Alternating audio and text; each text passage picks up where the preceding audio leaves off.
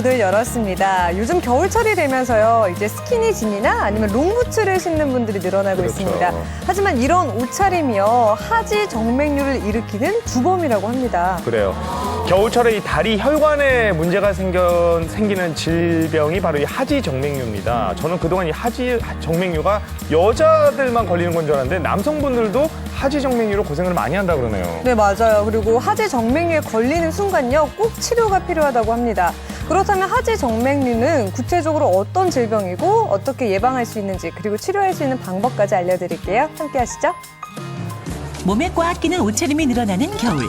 당신의 다리 건강은 안녕하신가요? 딱 달라붙는 거 입으면 다리가 저릴 때도 있고 아픈 통증이 느껴져요. 아프고 쥐도 나고 그래요. 잘못된 옷차림이 질병으로 발전할 수 있다는 놀라운 사실. 추위보다 두려운 겨울 불청객 하지 정맥류를 소개합니다. 처음으로 찾은 곳은 서울의 한 가정집. 40대 후반의 김용자 주부를 만났습니다. 이 주부에겐 심각한 고민이 있다는데요. 그것은 바로 혈관이 비치다 못해 울퉁불퉁하게 튀어나왔기 때문입니다. 원인이 뭘까요? 혹시나 싶어서 병원에 갔더니 하지정맥류라고 진단이 나오더라고요. 하지 정맥류의 증상은 외형적인 것뿐이 아닌데요.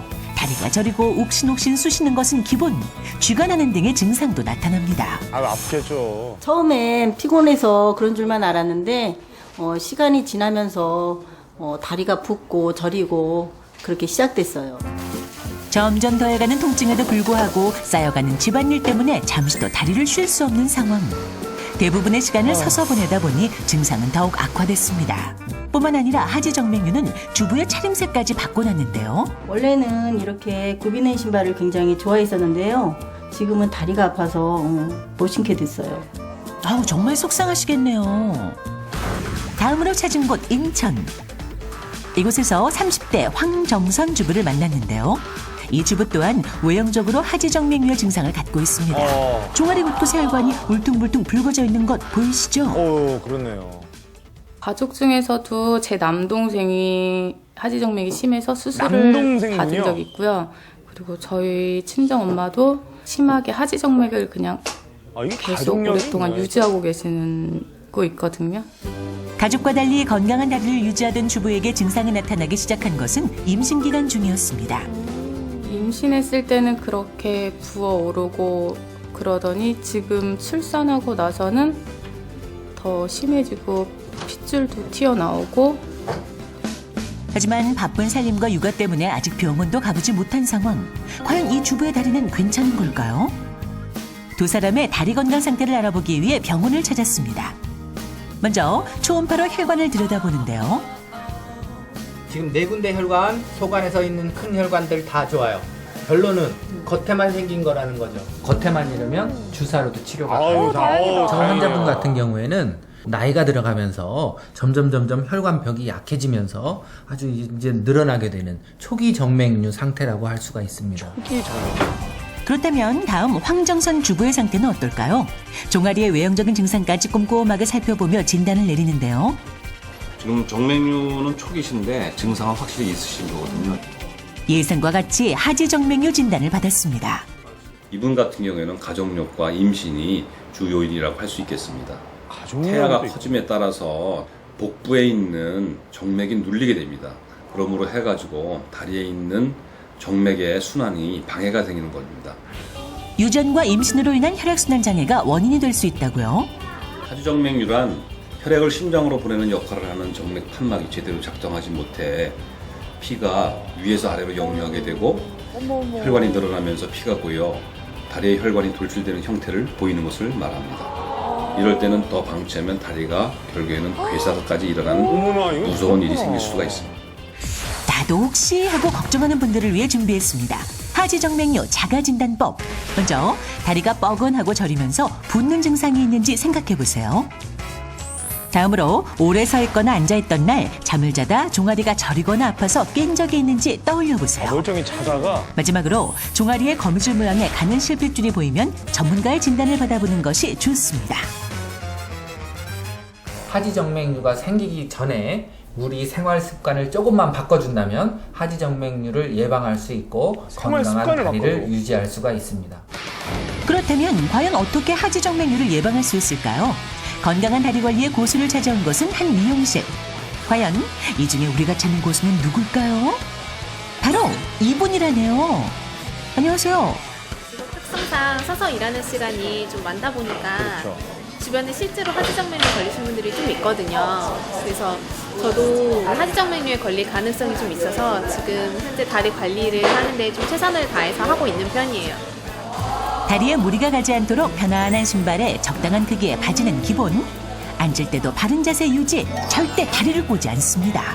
다리 안 꼬고. 이번엔 계단을 오르는가 싶더니 갑자기 멈춰서서 뭔가를 하시는데요. 계단에 앞발을 걸치고 뒷발꿈치를 올렸다 내렸다 반복합니다. 이렇게요. 이거 운동이 되나요? 바쁠 때라도요, 계단이 보이면 이렇게 10번씩 운동을 이렇게 올렸다 내렸다 해주고 지나가요. 이거를 해주면 조금 다리가 시원해지는 느낌이 많이 들거든요. 고수의 건강한 다리 관리는 집에서도 계속됩니다. 편안한 복장으로 갈아입고 욕실로 향하는데요. 과연 이분은 뭘 하려는 걸까요? 궁금해집니다. 그런데 이때 한겨울에 차가운 물을 콸콸 틀더니 이걸 다리에 뿌리기 시작합니다. 뜨거운 물이 오히려 하지정맥류에 안 좋다고 하더라고요. 그래요? 뜨거운 게? 사우나나 반신욕 같은 건 저는 웬만하면 잘 안 하고 찬물로 다리 마사지 좀 많이 해주는 편이에요. 다리는 아래에서 위로, 바깥쪽에서 안쪽으로 씻어주는 것이 좋다고 하네요. 이번엔 하지정맥류 예방은 물론 날씬한 다리를 만드는 데 효과 만점, 하늘자전거 운동. 이뿐만이 아닙니다. 잘 때는 베개나 쿠션을 이용해 다리를 심장보다 높이 두는 것이 핵심. 이렇게 하면 하지정맥의 혈액순환이 잘 이루어지는 데 효과적이라고요. 하지정맥류 예방엔 음식도 도움이 되는데요. 인스턴트나 기름진 음식은 절대 금지. 건강식으로 만들어 먹습니다. 하루에 2끼 정도는 이렇게 하지정맥류에 좋은 식단으로 챙겨서 먹고 있어요. 2끼 정도? 그럼 하지정맥류에 좋은 음식에 뭐가 있을까요? 미역국이다. 고수의 식탁을 살펴봤는데요. 그중 하나는 피를 맑게 해주는 대표적인 음식인 미역국. 그리고 샐러드도 눈에 띄는데요. 여기 들어간 마늘종이나 토마토 그리고 양파가 하지정맥류에 되게 좋다고 하더라고요. 그래서 좀 자주 이렇게 만들어서 먹고 있는 편이에요.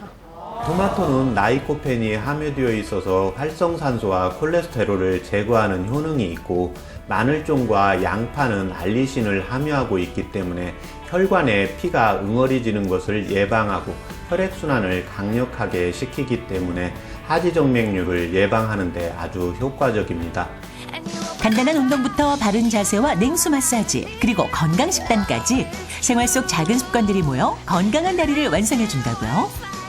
식생활 관리도 되고 운동도 하게 돼서요. 하지정맥류뿐만 아니라 전반적으로 건강이 좋아진 것 같아서요. 저는 되게 만족해요. 그 누구도 안전할 수 없는 하지정맥류의 위험. 생활 속 작은 습관들로 예방할 수 있습니다. 여러분도 건강한 다리를 위해 하나씩 실천해보세요.